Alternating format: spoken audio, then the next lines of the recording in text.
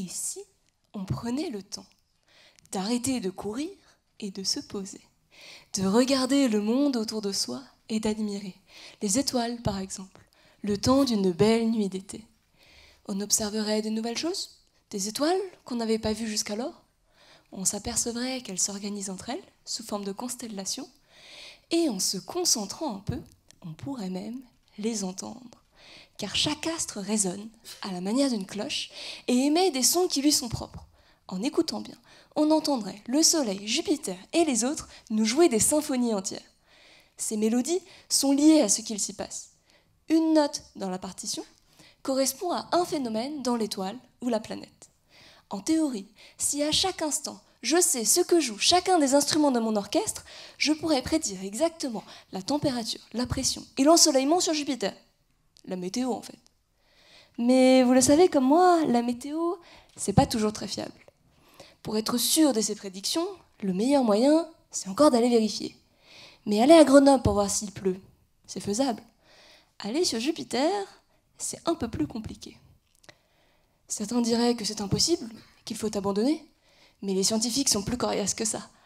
Nous ne pouvons pas aller sur Jupiter, qu'à cela ne tienne.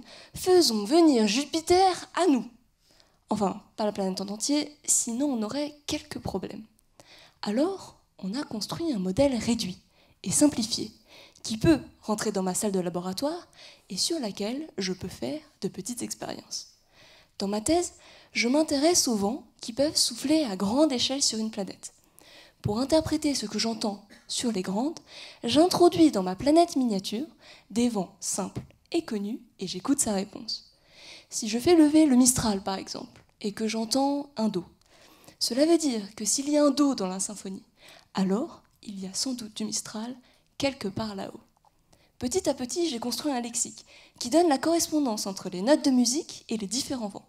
Muni de cette clé, je voudrais maintenant faire l'inverse. Cette fois, je connais la mélodie et je cherche le ou les bons vents pour pouvoir ainsi reconstruire l'atmosphère et la rose des vents des planètes à distance et simplement en les écoutant.